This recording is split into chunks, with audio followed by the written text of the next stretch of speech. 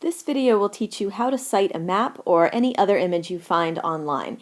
In this case, we're going to cite this map here that is a epicenter map of an earthquake that just happened in New Zealand. In Noodlebib, choose Photo or Image and click Create Citation. First, think about whether your image came from a website or from a database. Ours came from the USGS website, which we Googled for, so we know that it's a website. So we can leave it on this tab. The pieces of information you're going to need are the name of the website, the publisher of the site, the date it was published, the URL. So far so good, this is all stuff you know how to do. Maybe an artist, although often there will not be one, and the title or a description of the map or the image. We'll start with the name of the website. As you know, the title of the site is up here at the top, USGS, although when it's an acronym like that, it can be nice to type out the whole thing, what it stands for, so that you're giving your readers as much information as possible.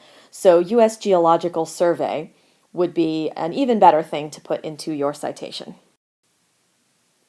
Okay, US Geological Survey. Next we need the publisher of the site. You know where to find the publisher, it's down here at the bottom, and you're looking for the larger organization that published or made this page. So in this case, the best answer would be the US Department of the Interior. All right, so there's the US Department of the Interior.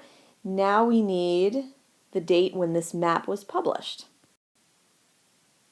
So remember, you're citing the map specifically, not the whole page this time.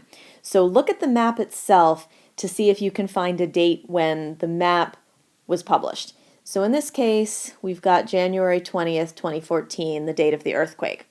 If there's not a date on the map itself, you can look to the bottom for the copyright date like you're used to doing, but it's so much better if you can get a specific date for the map.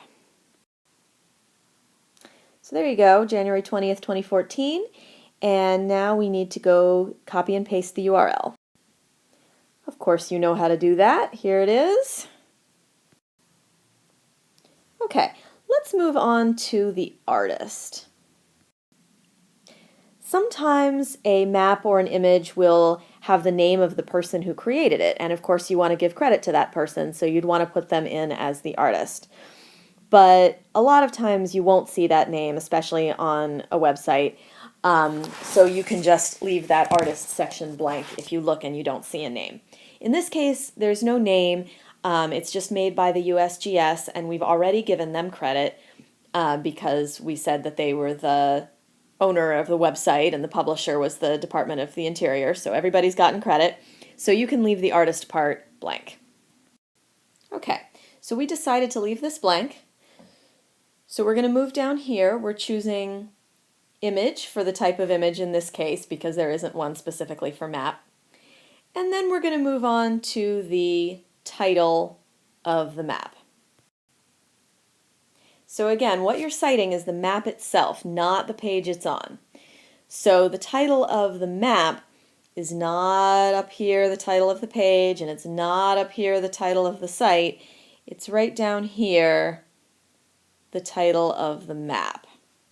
USGS Shake Map, North Island of New Zealand. There we go.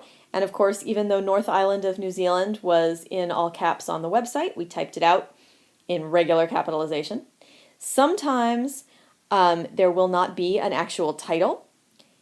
And then you need to check this untitled providing a description box because you'll need to write something in to say what the map or the image is. So in this case, you might write epicenter map of New Zealand earthquake. But we don't need to do that this time because there was a title. So we're all set. We've got the name of the website, the publisher, the date the map itself was published, the full URL. We didn't find an artist name. We said that it was just a regular image, and we gave a title. You can hit submit. You have a beautiful citation.